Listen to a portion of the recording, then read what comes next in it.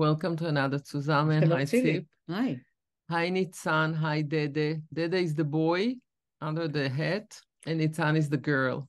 Right. For those who don't understand the Hebrew names. Please, first of all, Wait. tell us what they do, and then he will tell us why he's covering his face. Before that, I just wanted to say, because Dede and Nitzan, or Nitzan and Dede, are artists, and I'm sure that everybody by now have seen all the photos of the hostages everywhere.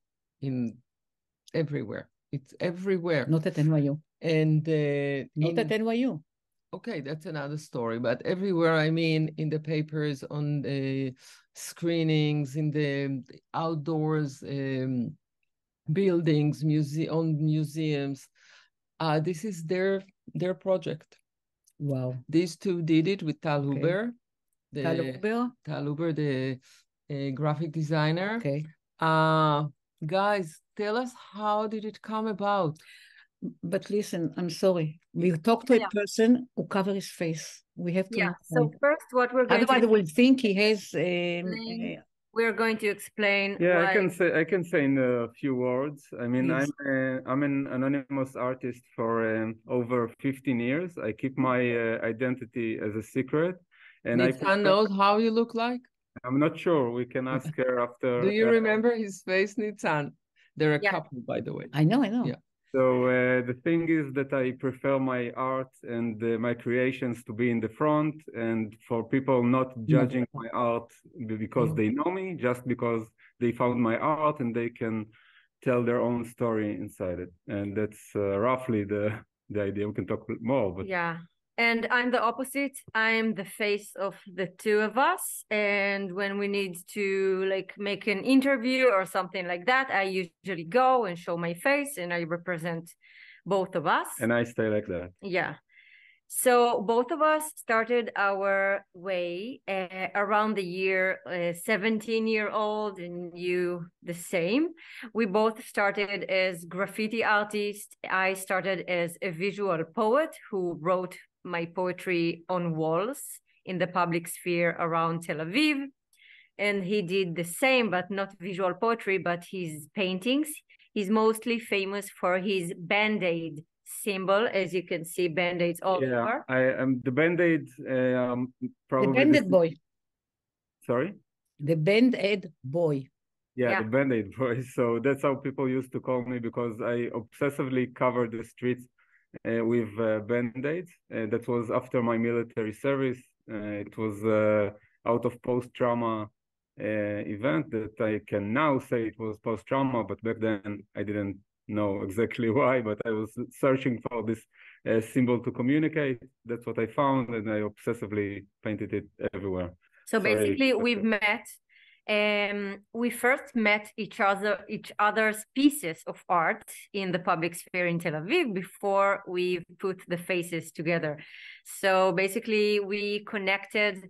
Wow. After many years of me trying to get his attention. He's anonymous, so I was very curious about his real identity, and I left him my visual poems as messages next to his works of art in the street. So this is how we met. It took me 4 years. 4 years it took me until he managed and agreed to meet me. Is your poetry in harmony? Is your poetry in harmony with his art, or it's like a counterpoint? You know, like I'm just saying, if he's post-traumatic, the right? You know, it's really a metaphor for so much.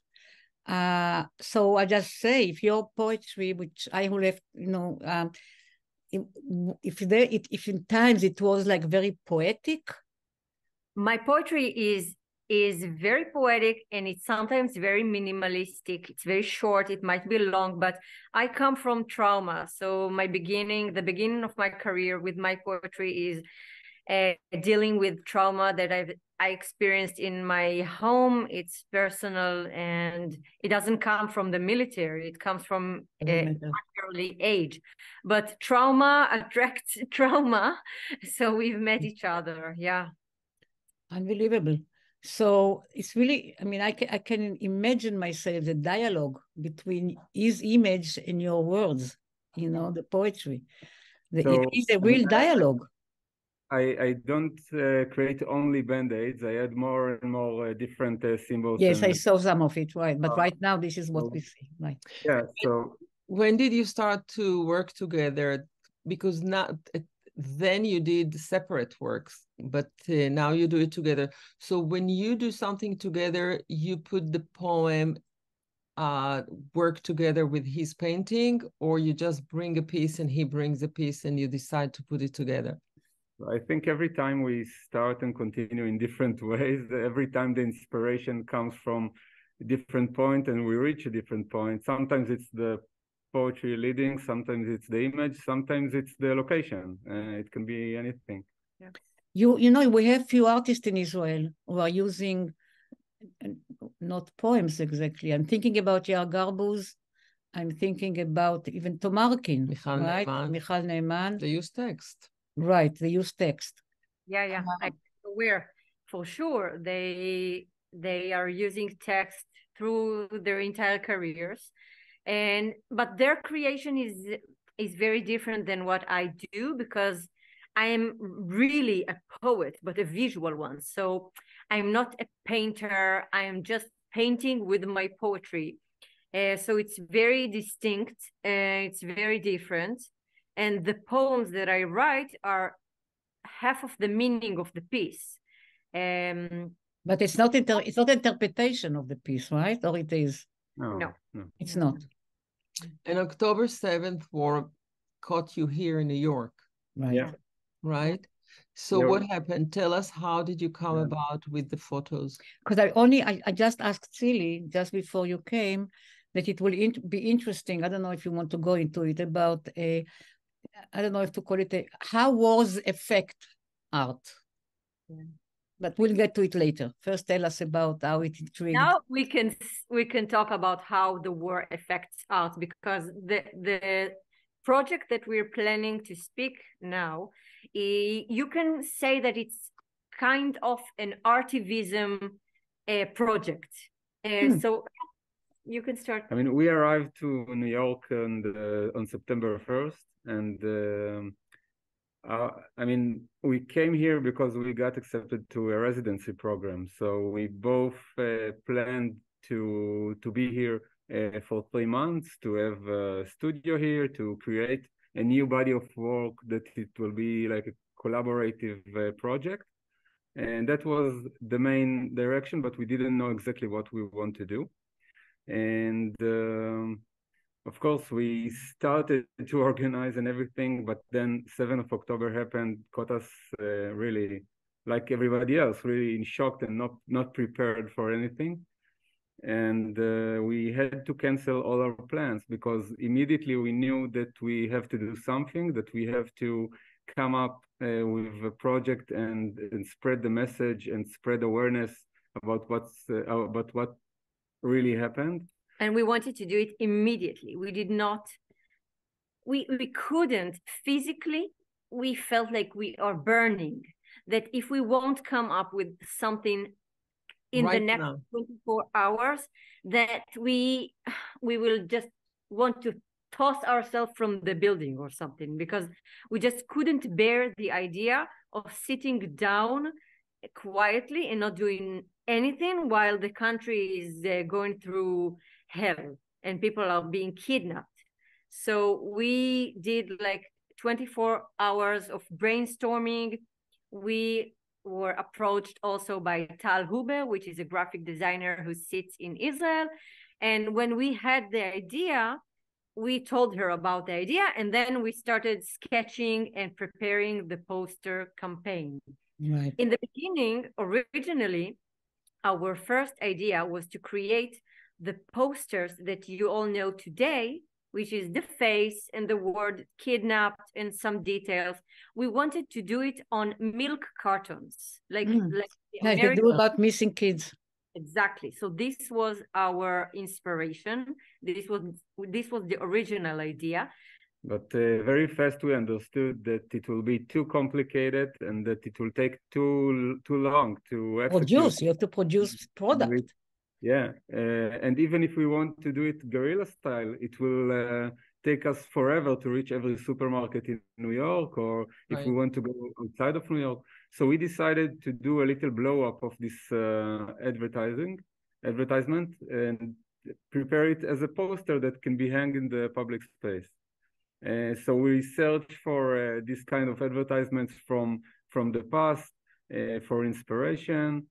We researched the language, how they use how it used to be. What can attract the eye of the passers-by in the street to get closer and to read a little bit more and to see our people in Israel, and how can they, like, how to attract people to help us. So the first thing that we knew is that we have to change the word missing into kidnap, because we really need to make a bold statement and call it, as it is. Right. And we knew that we have to put the photos of the real people on the posters for other people here, for the passers-by, to see that these are real people that can be even their family. It can be their kids, their brother, their grandparents. It could be anyone. And underneath that, we decided to add a short paragraph describing what happened on October 7th, because we felt at this point, at the beginning, we felt that the world just don't know or prefer not to know. Right. And or biased or have preconceived ideas about pro and against, and then distort reality. Right. Yeah. Fake news. But I hate to say it this way, but I don't have other words. In a way, you're lucky because you could take this incredible shattering experience that all of us, everybody in Israel, every artist experience, and then you could immediately translate it. Yeah, so it's not just stayed in your head. It's not just, like being haunted. It's not just dreaming. It's not just being upset and keep looking at the television in a very passive way, 24/7, like me, for example. You could actually took it out from your mind and visualize it. I think that being public artist and being out there all the time and relate to what's going on out there all the time. It's not covered in a gallery. It's not hidden. The relation with the outside and the relation with the time and the relation with what's going on, it's immediate. Yeah, so, but I'm sure every artist has, have the urge to somehow express it, and we know when we talked about art in war, but somehow what you said enabled them to come immediately. Right. It was like really a survival or existence. I mean, it's almost like if it doesn't jump out of me, I will jump out of me. The immediate reaction is very different when it comes to this, because when you have a regular artist, it takes time to process, then how it comes out, and then what he's going to do with this, how to play with this. And here they talk to the people in the street all the time. And they needed to give them another idea all the time. Yeah. Exactly. Combination between what you two just said. It's both us, that we have a lot of experience in communication with the people in the streets through our art. We have a decade of experience, plus luck. I really believe in luck and in gut intuition. And we were very lucky. We felt like we received like an electric shock from God or something like that we just had to do it. We had to do it. There is no other way for us. We could not escape it. We had to do it now. It was the most urgent thing we ever did in our lives. So it is also luck. We are very, very blessed. Yeah, but you have to be creative to be lucky. But you know what? I'm sure that we will get, if we can get, and then, put in. You also do something which is very unusual, like which today it's very relevant, like in garages, or, like parking lots. underground, right? Underground parking lot. We had one project in a parking lot. And this is amazing. And, it's like parking lot. It's like almost a tunnel, right? So now you take your imagination. What can I do? I'm not imagination. When I looked at it, I saw it the first time now, like few days, I don't know, a few days ago. And for me, it was shocking. How can you create a whole, not in your case, it's not a whole world, but because I think you discover it when you go through a parking lot. So you go, different levels and corners, and every time there is something else talking to you, which is extremely different experience than a gallery. It's unbelievable. Exactly the thing we thought about when we planned this project in the parking lot. We drove with our car back and forth all the time in the floors, and we thought, okay, where will be the next surprise? Where should we put our next? And you don't know what ahead of you. Yeah. Unknown. What are going to be in the next corner, and then you see it, and and then it takes your mind in one way, and then you turn a corner, and it may take you another way. But in a way, you don't know what's ahead of you in every project because you have no idea how it will get accepted. And it's interesting because the Faces project very quickly became obvious because we know it so much and we see it so much that everybody reacted to this like it was always here, and it's so obvious that it's here. But at the same time, we were marching today with pictures and photos and, in the park. Today. And it's interesting to see how people react to this because they all know it. They all know it.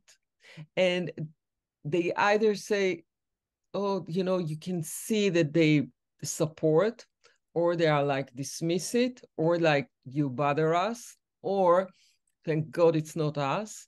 Or like you see it all, and they stand there and they stare or they take videos, but they all know what it means. And because usually our rallies and walks and everything is quiet, it's not aggressive and it's not violent, and everybody stands still later on and sings. So it's very interesting to see how you affect people on the spot.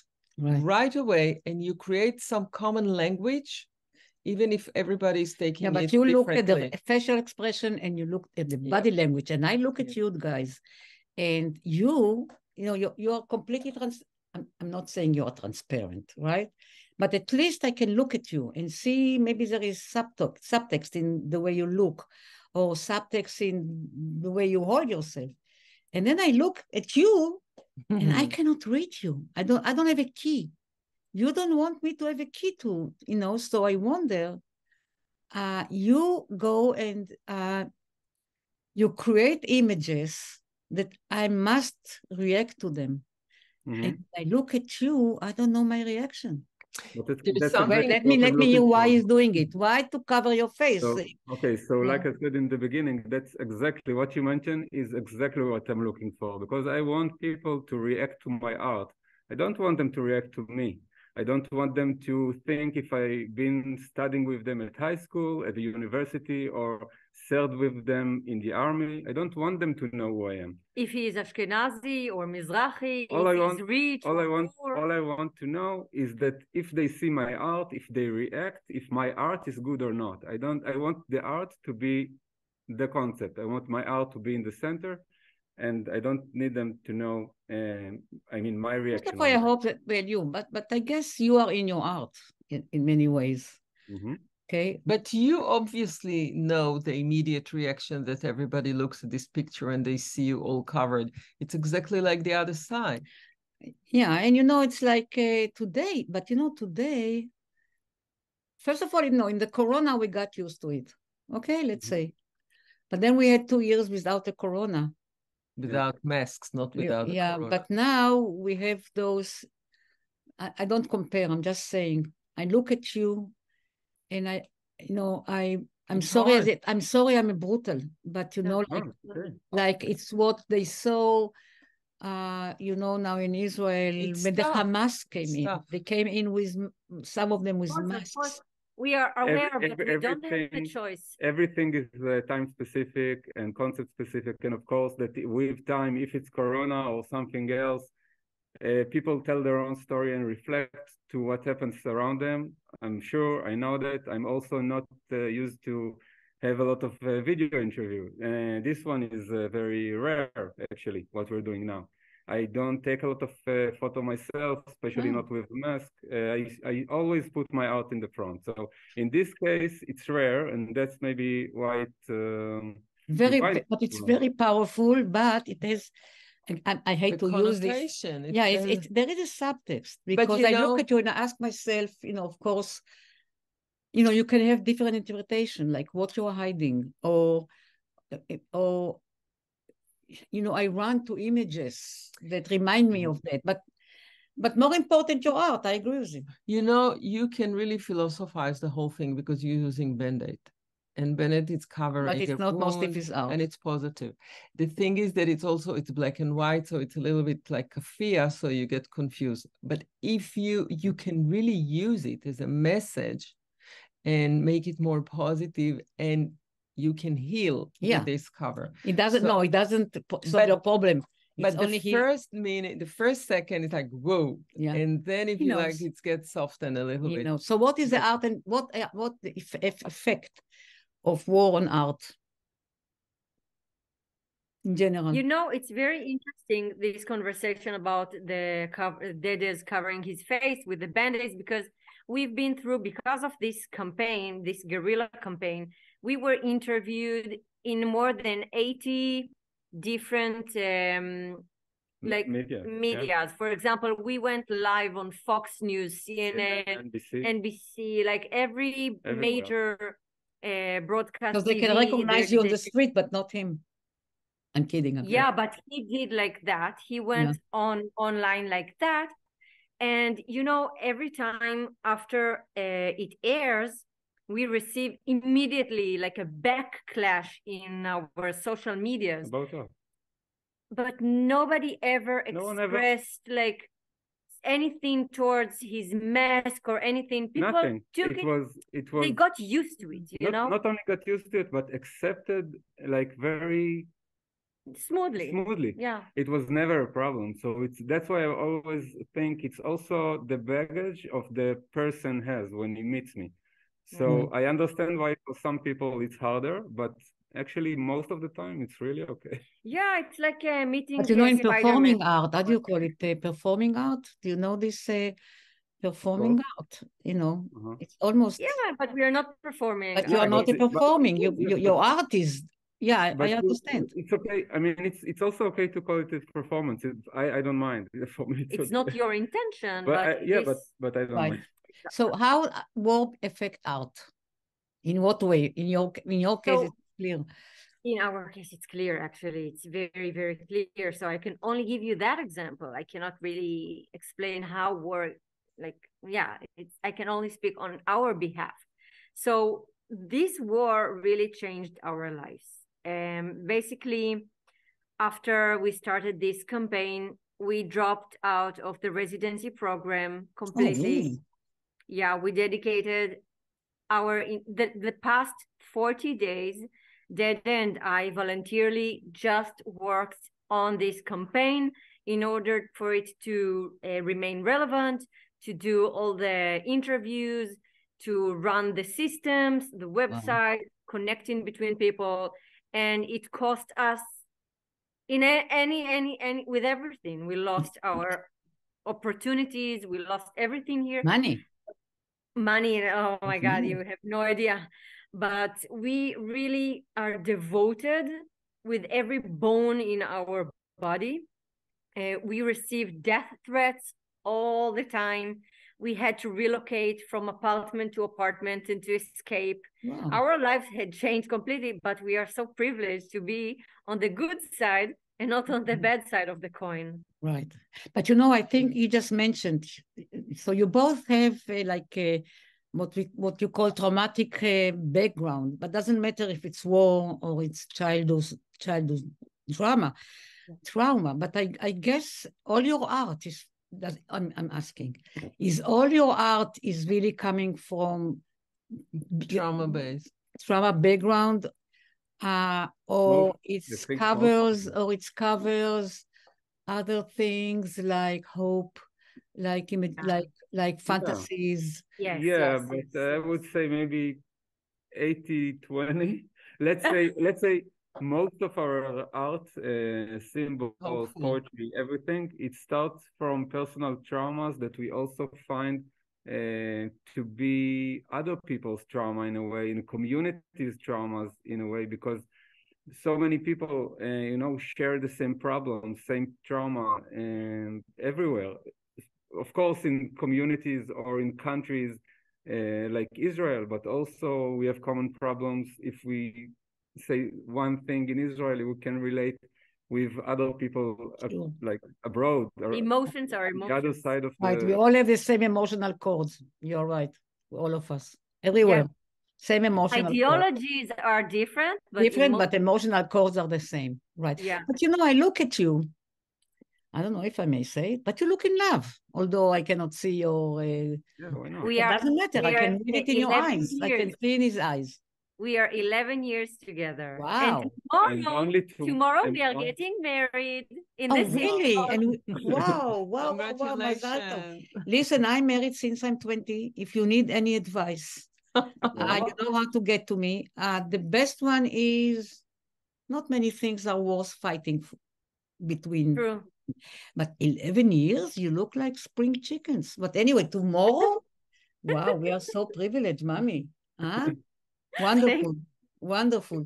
But anyway, what I meant to say that once you know really love, and tomorrow you're getting married, that's a real commitment to love. I mean, what can you.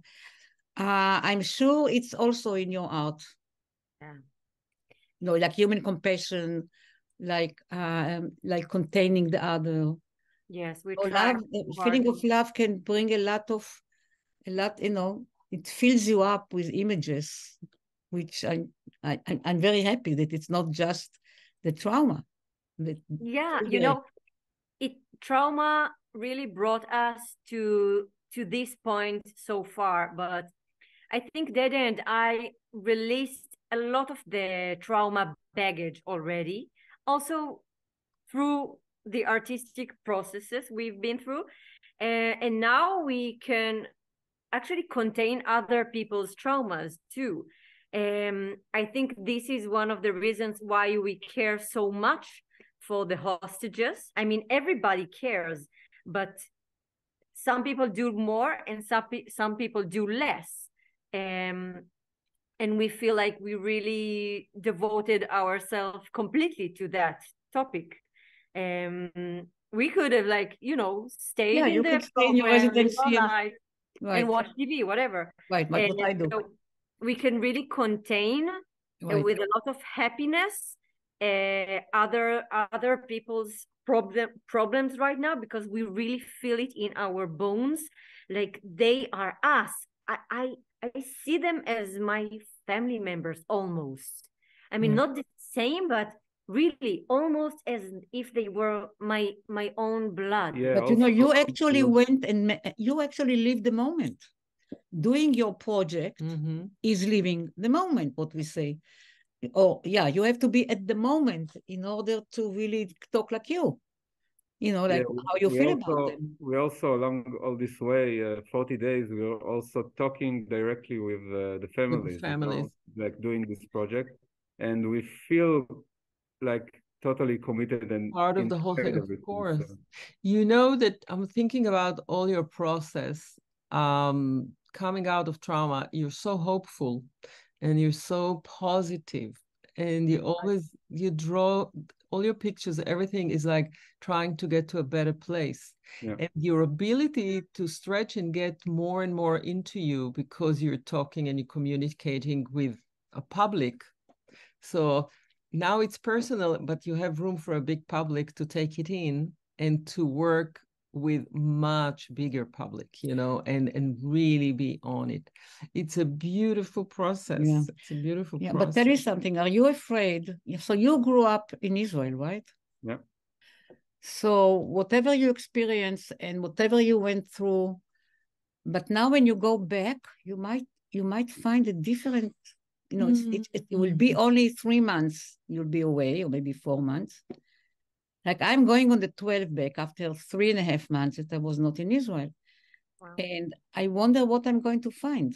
Yeah. I'm afraid. We're scared about it too. I'm very afraid. I mean, I talk to my family and my friends all the time, and I ask them the stupid, like, explain to me how it feels for you to walk in the street. Explain to me how the street looks like.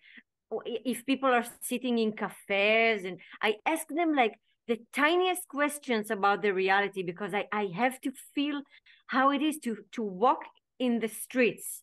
So I ask them all the time. I'll tell you, I was there in the beginning and I'm here now. It's tough to be there and it's tough to be here for very different reasons. And in a very strange way, as many years as I live here, I was always there for wars or for terrible events. And now I'm a little bit here, a little bit there.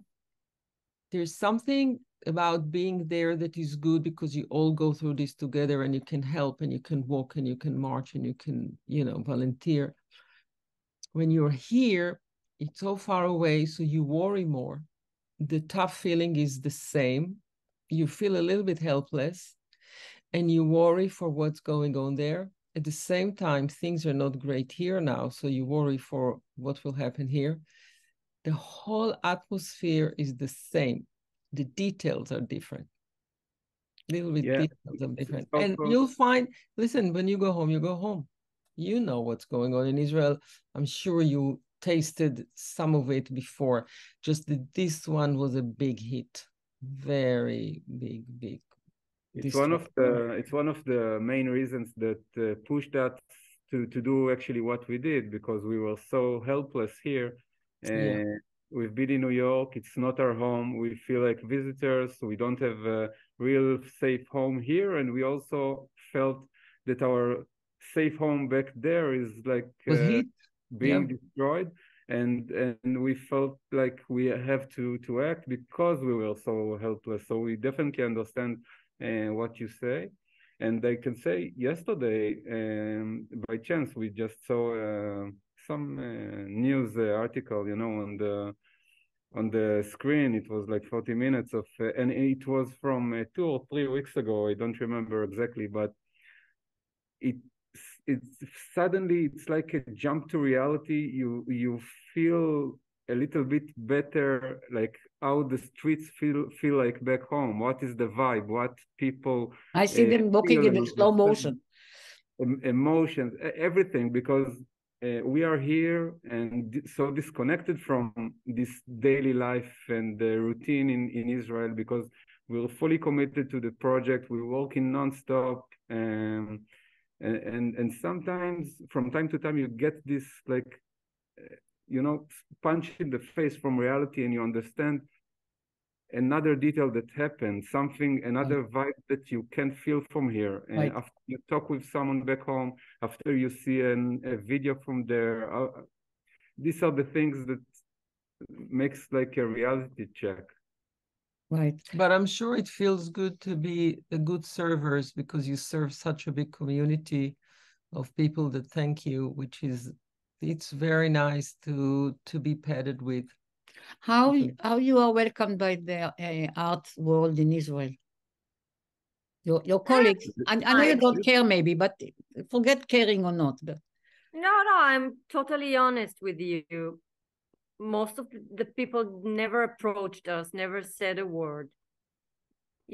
Some of them are our friends, so of course, and some of the people did have a good word to spare, and some people trying to help us to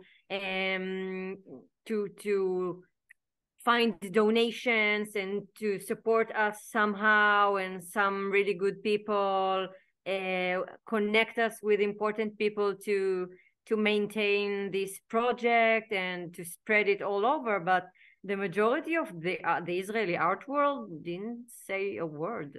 I can also not really These are I can't blame intimidated. them. We can't really judge because I think in the situation in Israel It's tough. Yeah, Don't very judge them. tough. People are doing everything they can in Yeah. different Right. ways. So Right. I don't judge them, really. It's not the right time. It's not the you need the They are doing perspective. their They're best inside now. the whole situation over there. No, that's very interesting what you said. Who said it's not that you need the perspective? Me.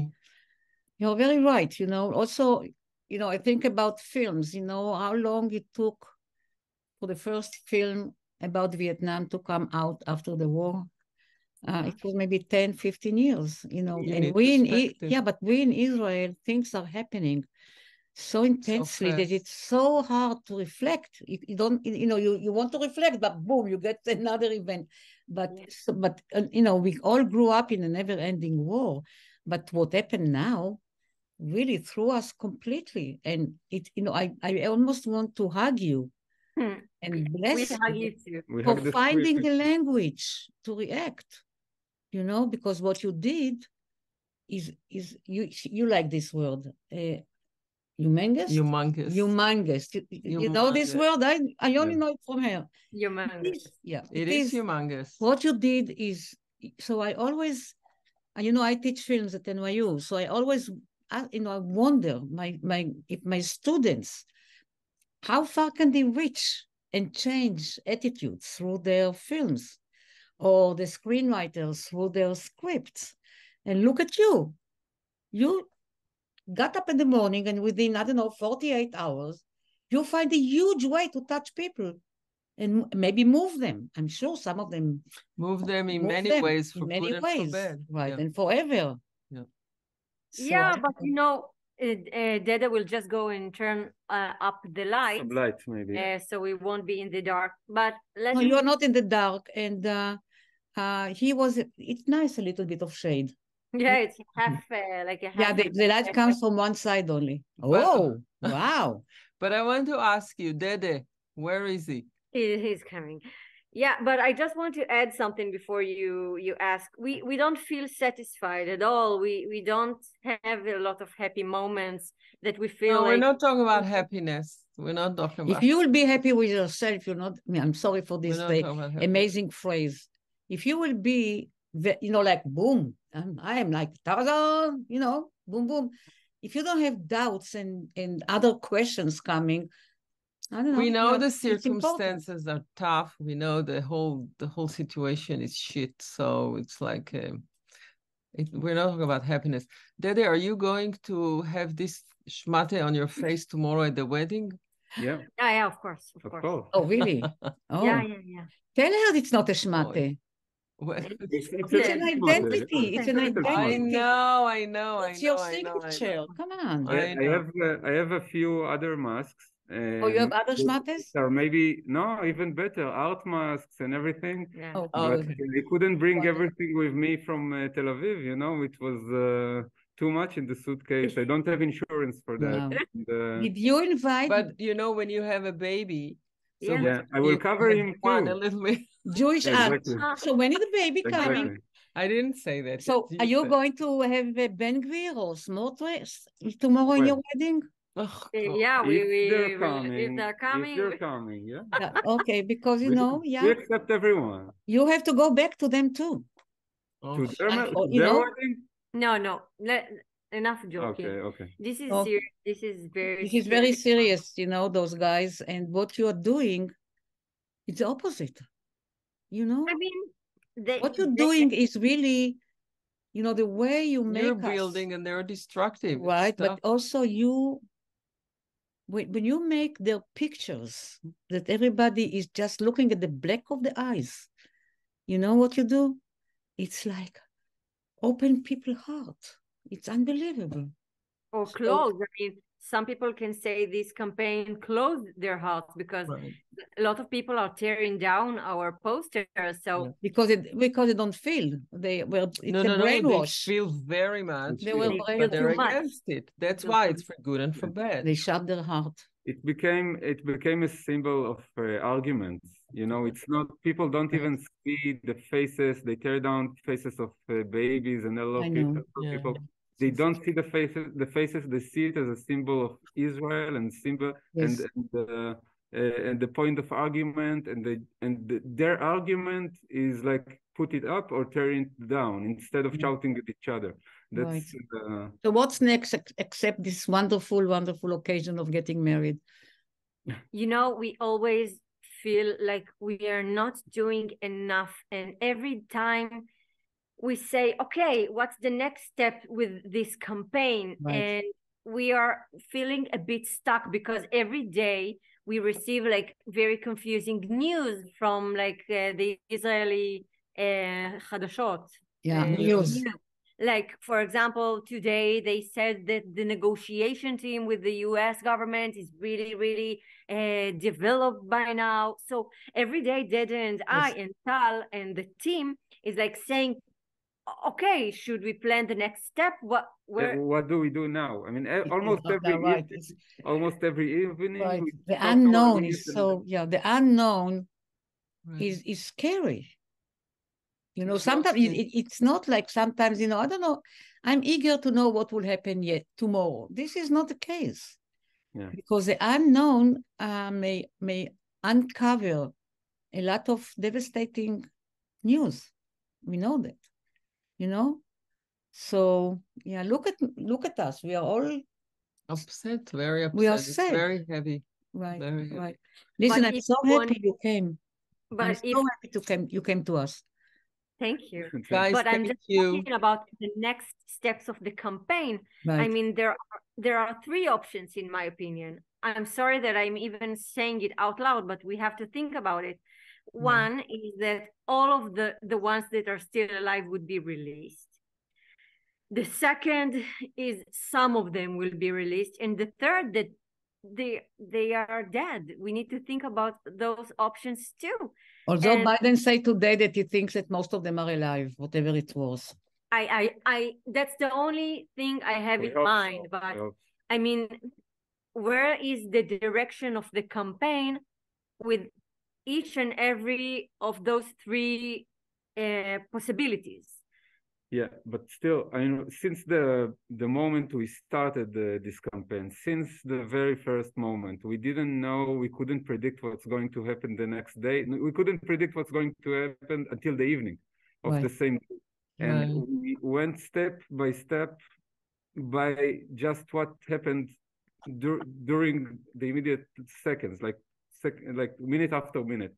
And the day after was always a new surprise because we found out about something and we got reached by someone that had an idea, and that's the way we moved all the way. So I think that's also the stage we are here now. We don't know exactly what will happen tomorrow, but we will have something happen tomorrow too. Tomorrow you are vowing to love each other forever. Yeah, that's for sure. That's it. Tomorrow. That's for tomorrow, maybe, but the day after. Right. Listen, we are so happy to know about it. Thank you. Thank you for coming, and I hope everybody that is going to come back from the Hamas terrible whatever there in Gaza will have the strength to wake up and build something like you guys. What can I tell you? I wish them happy lives and simple lives. And like to all of us, actually. Yeah, we just want them all to come back, and we can finally hug them all, really. Yeah. And we hug you. Thank you so much for what you do. Congratulations. Mazal tov. Mazal tov. It was a pleasure, and thank you for making us feel at home. Thank you for having us. Oh yeah, you're marvelous. You're very welcome.